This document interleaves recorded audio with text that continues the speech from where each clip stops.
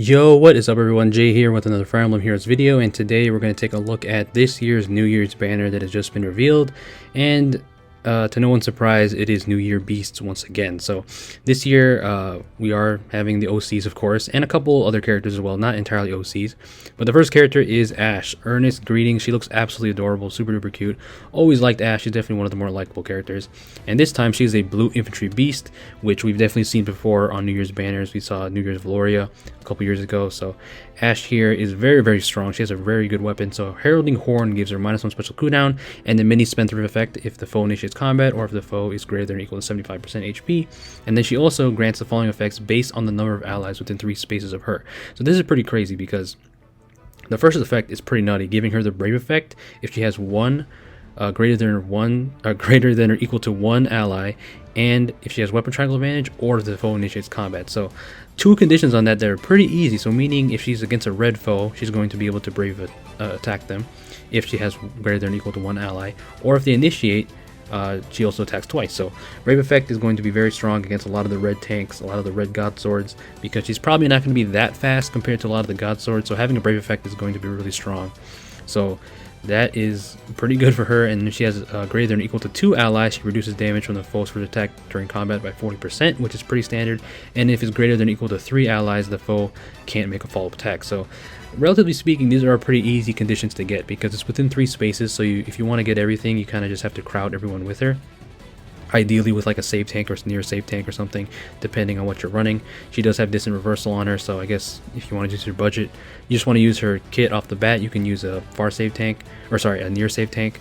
But you can still cover the melee matchups, of course, too. But yeah, just putting a bunch of allies around her is going to make her weapon very, very strong, because the Brave effect is going to make people think twice about attacking her, because she's going to hit really hard because she has the +7 true damage, attack +2, and then also null guard, the standard effect on beast infantry. So very strong weapon for sure. She comes with bonfire, distant reversal, which is the defense version of distant stance, and distant dart, and distant ferocity. She comes with attack, defense, bulwark, and opening retainer. So very, very good kit overall. Opening retainer is an amazing skill. This is going to be another Ashe that you can use in any kind of mode, really, especially in Aether raids, because now you don't have to use Ashe on offense. You have another one here. So that is New Year's Ashe. Very, very cool. I love her outfit. Super adorable. And yeah, definitely one of the better blue beasts. I guess the competition in blue beast isn't too high. But yeah, she's definitely one of the best ones for sure. So you're gonna have to watch out for her and respect her weapon, because the Brave effect is no joke. We all know that. So that is New Year's Ashe, and the next unit on the banner is her opposing retainer, Elm, and this time he looks really young. I don't know, maybe, I don't know if it's the angle or the artist. He looks younger than his regular version. But yeah, that's Elm. Definitely looks more young. Like seems shorter. I don't know. But this time he's a green beast flyer, and he's a bit different compared to his other ones. So this weapon is a mouthful. So it gives him -1 special cooldown if he initiates combat or is not adjacent to an ally. Grants attack speed +6 to unit and neutralizes effects that prevents units follow-up attack. So has the partial no follow-up, and also deals damage equal to X% of the unit's speed, X equaling the number of foes within 3 spaces of target. So he has true damage based on the percentage of unit speed, X equaling the number of foes within 3 spaces of the target. So if I'm reading that right, so if he has, let's say he has 1 target and they have 1 foe within 3 spaces of that target, and that X is 1, so 1% of his speed times 10, so that means 10% of his speed he's going to deal the true damage. So I think that's how it works. So that's pretty good. So you have the more foes within the target, that's going to give him more true damage. So ideally you want to have 3 foes within 3 spaces of the target, then that gives him 30% true damage, which is pretty strong. So he's going to be an incredibly strong nuke. And if he's not adjacent to an ally, he also reduces damage from attacks during combat and from AoE specials by percentage the number. So he has damage reduction based on the number of foes within 3 spaces of the target, including target times 20. Max is 60. So that means 3 foes is the max pretty much, because 3 times 20 is 60%, if I'm reading that right. So he just basically is depending on the target he's attacking having more allies around him, because I guess Elm just hates people. So he's going to have that damage reduction and also true damage. So he's going to be kind of a tricky unit to deal with.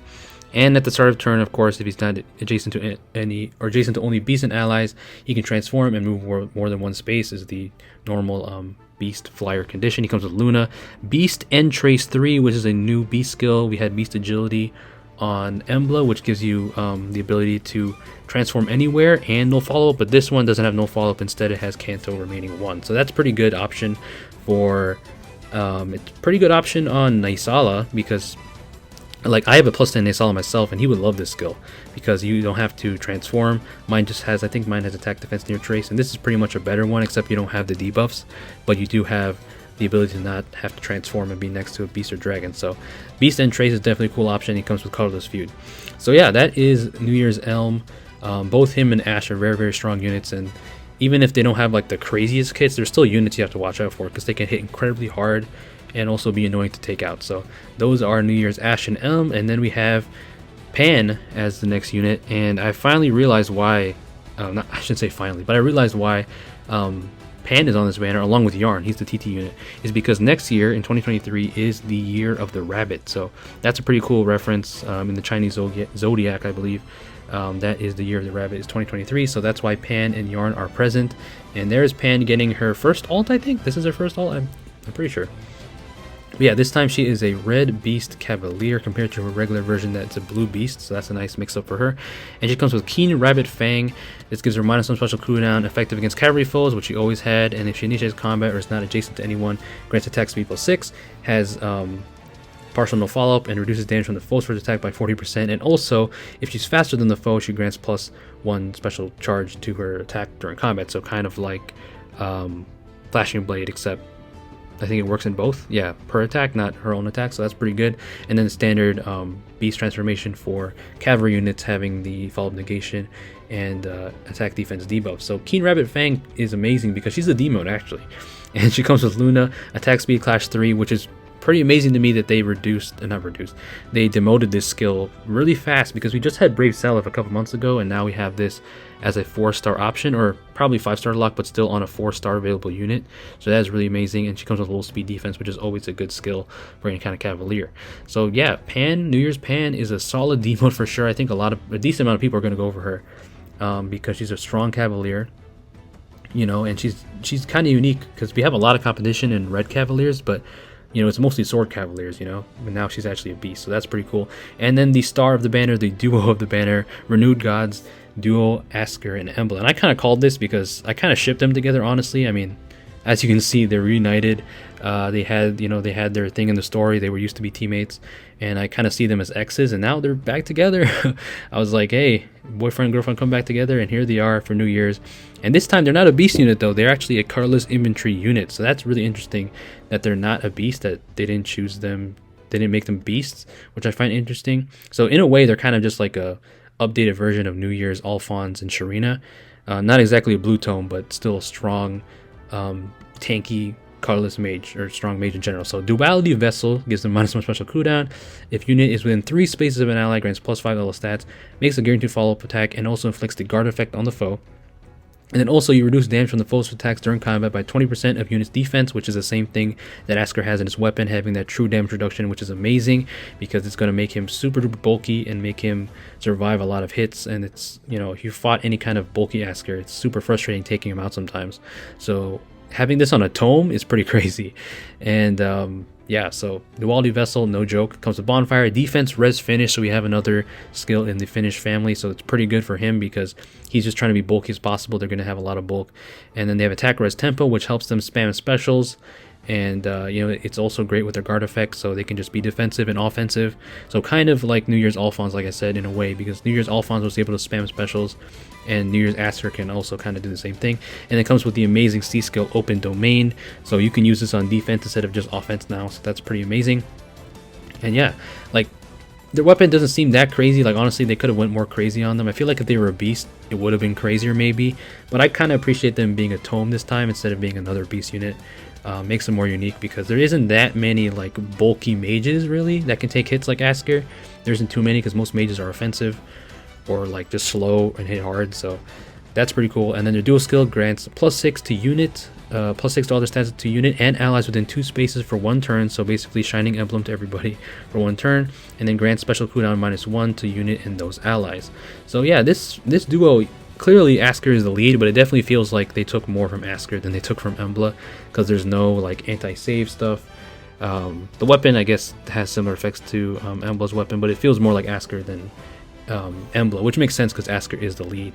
But yeah, very solid dual hero. You can see their stats right there: 56 attack, very slow, 16 speed, very good mixed bulk with 42 defense and 37 resistance. So they're no joke, and definitely going to be an annoying mage to take out. You can clearly give them, like close reversal or whatever, but they might not even need it if you just cover them with like a near save tank. But even then, like I said, they can take hits. So there's definitely a lot of options for them as builds. But yeah, I definitely think they could have been crazier. Like the dual skill isn't like super duper crazy, but it's definitely like top tier in summoner duels where you can just pre-charge people's specials along with opening domain. So it's pretty crazy. And yeah, that is the banner pretty much. And Yarn is the TT unit, and he's a blue infantry beast, or maybe he's cavalry, like his mom. Probably, I assume he's cavalry because his regular version is green, so he's blue. So I'm glad that the tag wells here changed up classes. So that's pretty cool. So yeah, that is the Beast New Year's banner. You know, pretty tame, I feel like, compared to some of the other New Year's banners we had at the time. I think last year Dual Peony? Was it Dual Peony last year? I think it was, right? Could be wrong, I don't remember. We've been playing this game for so long, but I feel like there could have been crazier stuff, even though Asker, everyone here is really solid, honestly, especially Pan as a demote, amazing demote. But like I said, like I've said before, not every banner has to be super duper insane meta breaking, but this is just definitely a solid banner for people who are fans of the OCs, because all these characters are pretty popular, especially Asker and Embla and Ash. But yeah, it's nice to see it, and yeah, let me know what you guys think. I'm definitely going to be skipping this banner because I am waiting to summon on Medius's banner, on Legendary Shez's banner, should I say. So I might make a summoning video for that, not sure if I find the time, but yeah, New Year's is coming up. It should be fun this time of the year in FEH. It's incredibly fun because we're probably going to get a lot of tickets and a lot of free stuff. So hopefully I can snag one of these units for free. That'd be kind of nice. And hopefully Yarn, as of me making this video, we don't know his stuff, but we're going to see it at reset. Hopefully he's got some decent skills, and he might be like a top tier Grail unit because he is a beast. So they are forced to have a PRF. They're not going to have some kind of weak inheritable weapon or kind of meh inheritable weapon. So he's going to have a PRF, and I hope it's good. So yeah, again, let me know what you guys think down below. I think it's a pretty solid banner. All in all, you know, it's nice to see the beast. New Year's banners are always wholesome. But yeah, I hope you guys enjoyed. Leave a like if you enjoyed listening to me ramble. As always, please stay safe out there, and peace out.